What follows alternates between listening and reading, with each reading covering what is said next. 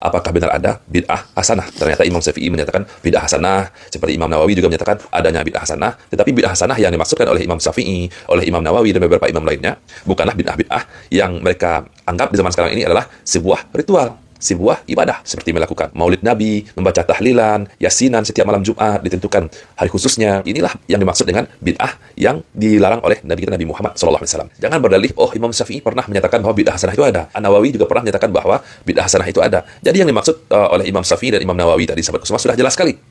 Yakni dalam perkara sarana, seperti handphone, YouTube, yang sering kita gunakan sekarang, TikTok, apalagi. Itu semuanya adalah bid'ah hasanah, perkara baru di dalam kehidupan kita dalam perkara sarana, bukan dalam perkara ibadah. Inilah bukti dari hasil doktor. Doktrin kotor dari ustadz-ustadz Wahabi yang tertanam di otak jamaahnya. Assalamualaikum warahmatullahi wabarakatuh. Alhamdulillahirabbil alamin wassalatu wassalamu ala sayyidina Muhammadin asyrafil mursalin wa ala alihi wa sahbihi ajmain amma ba'du.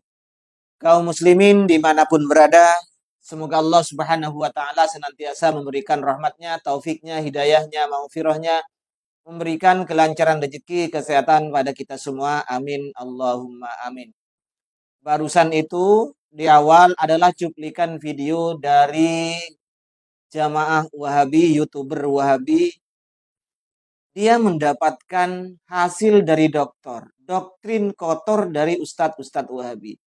Kita tahu bahwa apa yang disampaikan oleh orang tersebut, YouTuber Wahabi tersebut, sama dengan apa yang disampaikan oleh Pak Dr. Firanda.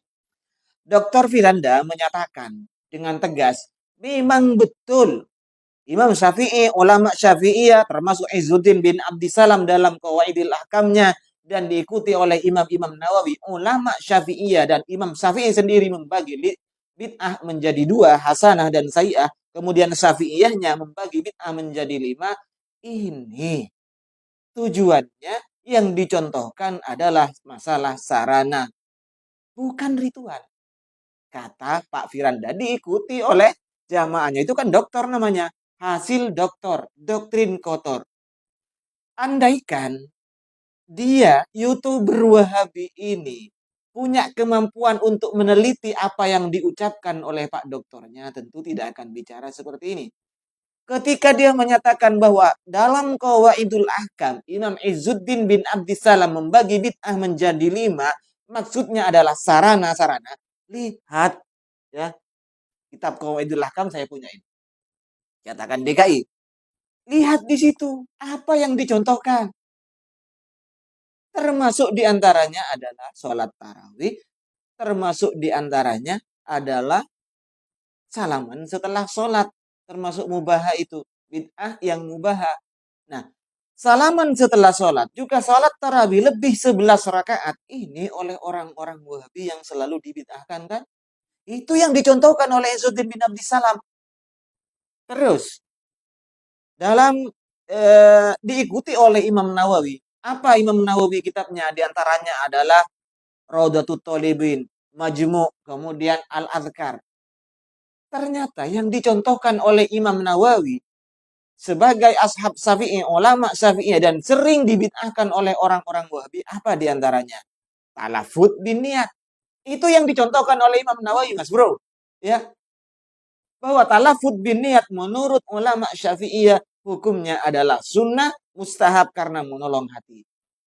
Yang kedua, masalah kunut. Ini yang selalu dibid'ahkan oleh orang-orang Wahabi. Ya bunayya itu dasarnya. Terus mengusap wajah. Mengusap wajah setelah sholat ini dibid'ahkan. Terutama oleh Pak Zainal Abidin itu kan katanya Imam Nawawi membid'ahkan. Lihat, ini kitab Majmu'. Di dalam kitabnya Imam Nawawi menjelaskan bahwa setelah berdoa, malah adabnya berdoa ini ya, setelah berdoa ini disunahkan untuk mengusap wajah, bukan mengusap tangan ya. Kemudian dalam kitab yang lain, dalam Al-Adhkar, Imam Nawawi juga menjelaskan seperti itu. Kalau setelah sholat, ini disunahkan juga mengusap wajah. Gitu Mas Bro. Ini. Terus Imam Syafi'i, rahimahullah. Imam Syafi'i apa yang sering dibid'ahkan oleh orang-orang Wahabi? Beribadah di kuburan, baca Quran di kuburan. Imam Syafi'i malah mengatakan senang. Wa uhibbu lau quri'a, andaikan dibacakan indal qabri di sisi kuburan, wa du'iya lil maiti au kama qala Syafi'i, seperti itu, Mas. Saya senang jika dibacakan Quran di kuburan.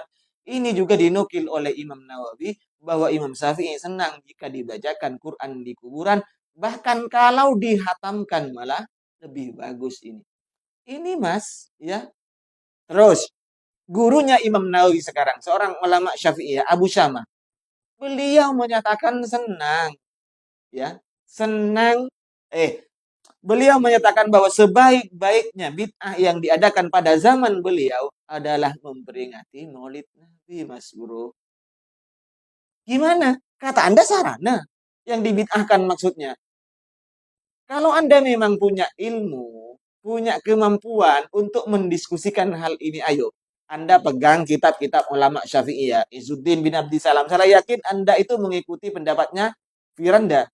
Kita buka Qawaidul Ahkam, kita buka kitab-kitab Imam Nawawi, Majmu', Raudhatut Thalibin, Al-Adhkar, dan macam-macam sebagainya ya. Ayo, buktikan bahwa Anda itu punya nyali. Memang betul apa yang Anda ketahui itu berdasarkan referensi dan Anda sudah mengeceknya sendiri. Jangan-jangan ente taklid buta terhadap dokter, doktrin kotor,